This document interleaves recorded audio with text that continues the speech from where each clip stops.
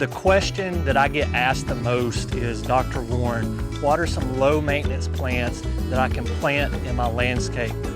Join me and my friends here at Pax Nursery as we explore several types of plants that are disease resistant, drought resistant, pest resistant, and can also serve as different elements of a landscape. We will look at low maintenance trees, low maintenance shrubs, low maintenance hedges, and so much more. Hi, I'm Dr. Tom Warren, and you're watching The Plant Doctor. Let's get started.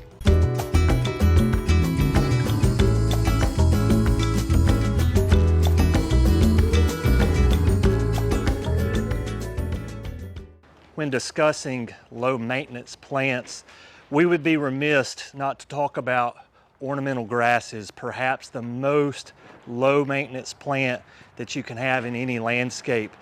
These are extremely drought tolerant. You may have to water them for a few months after the initial planting, but once the roots are established, you can really forget about these plants. Very disease resistant, very pest resistant.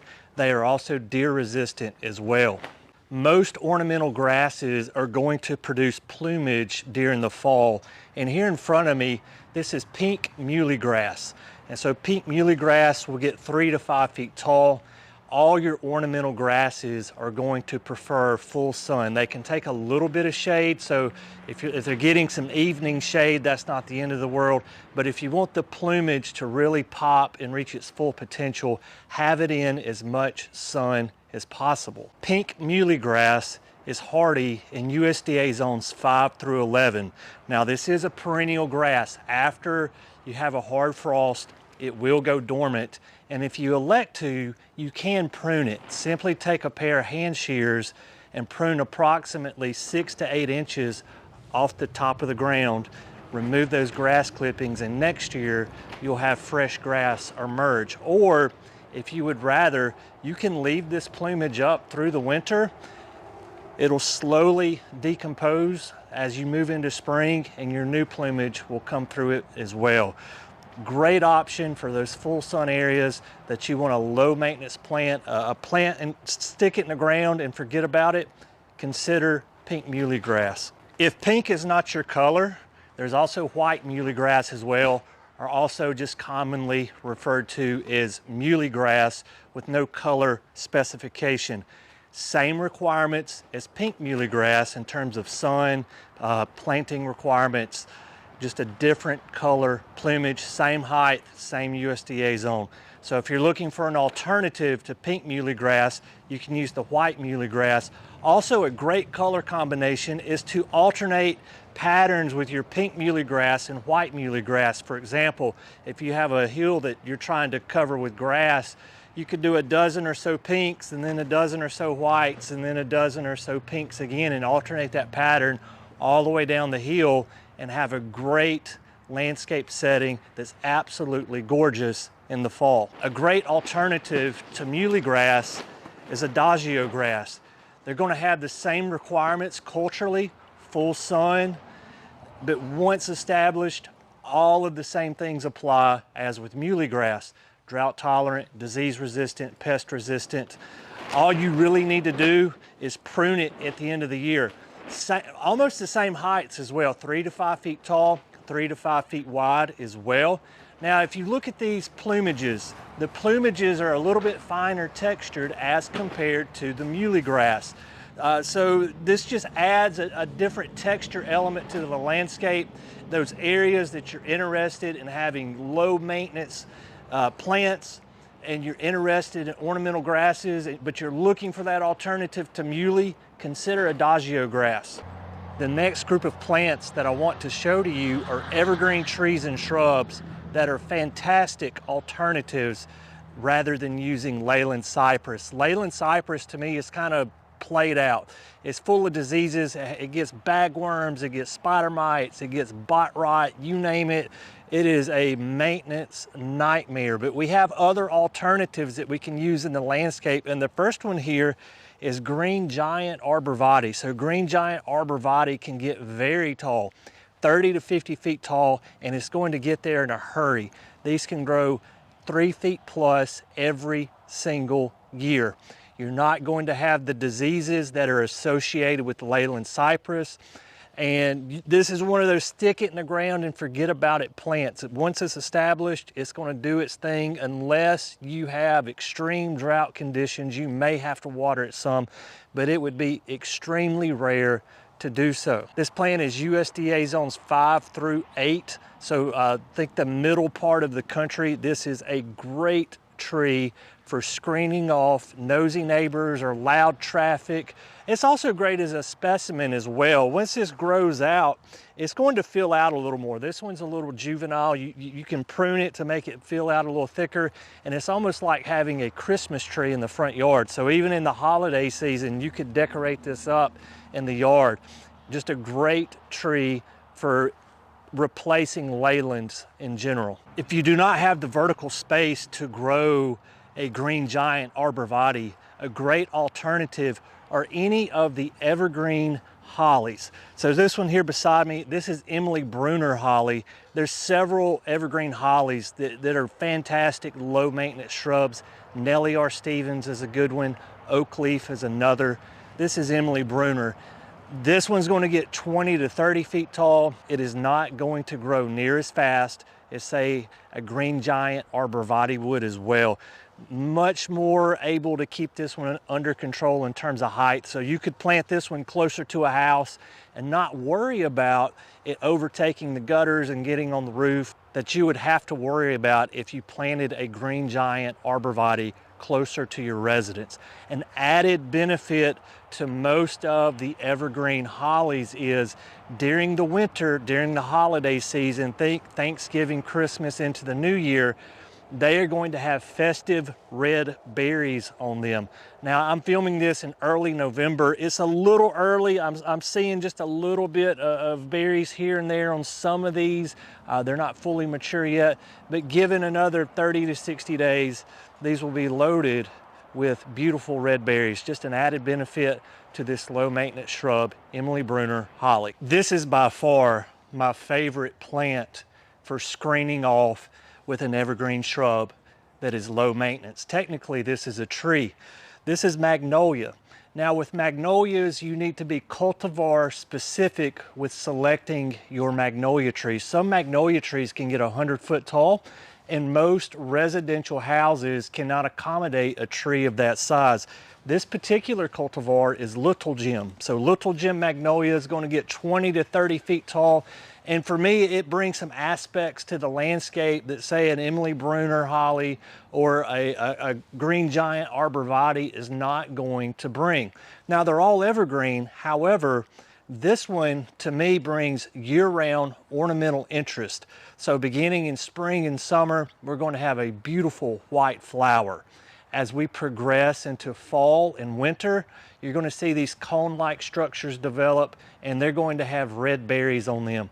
Very festive for the holiday season. Full sun to part shade for magnolias. If you put them in full shade, they will get leggy on you, so not a great option there.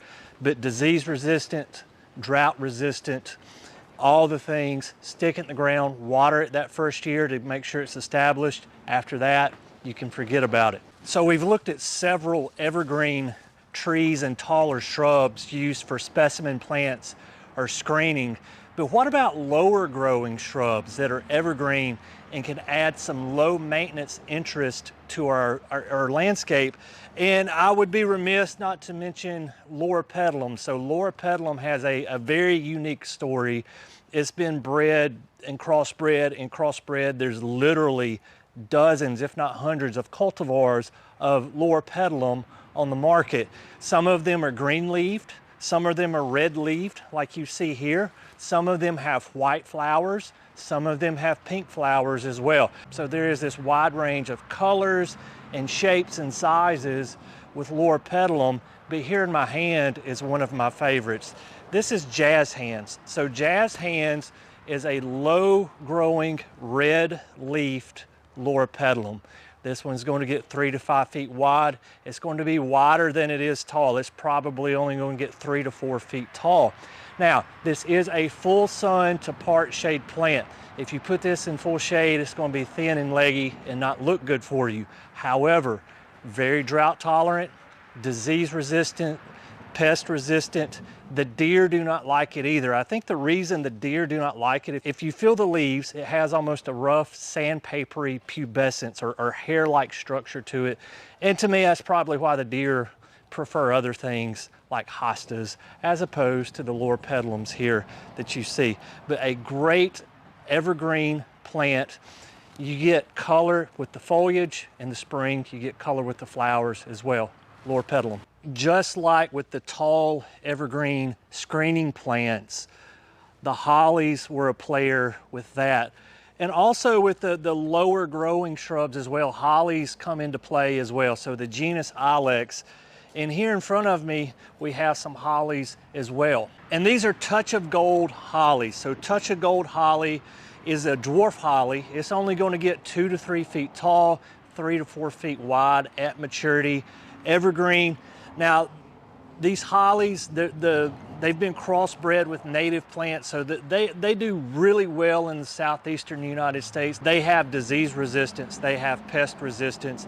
And this particular one, I love the golden foliage that it brings to the landscape. And if you can see behind me here, we have our Jaz Hands Loropetalum, and what a great color combination if you planted these two together, the red and the gold playing off of each other. Two plants that take similar cultural conditions, full sun, part sun, roughly the same USDA zones.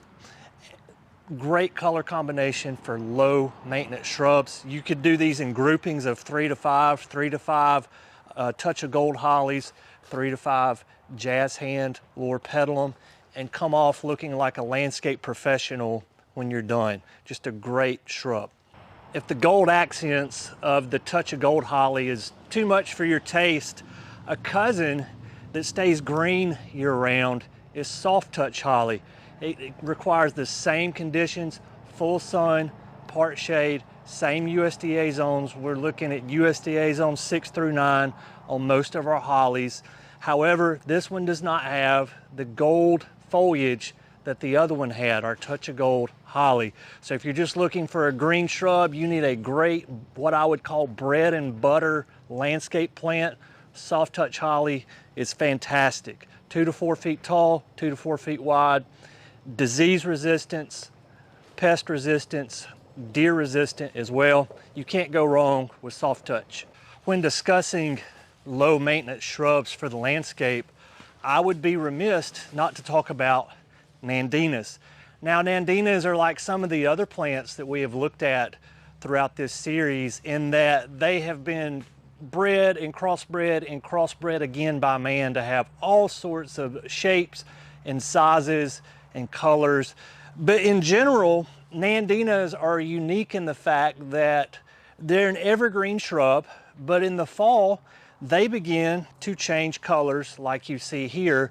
And then as we get back into spring, the leaves will turn back green. So this adds some ornamental interest in the winter where otherwise we're not getting a whole lot of other things out of some of the other shrubs in our landscape. Now this particular selection is blush pink, and it's only going to get about 2 to 3 feet tall and maybe 1.5 to 2 feet wide. So it's more of a pyramidal shape Nandina.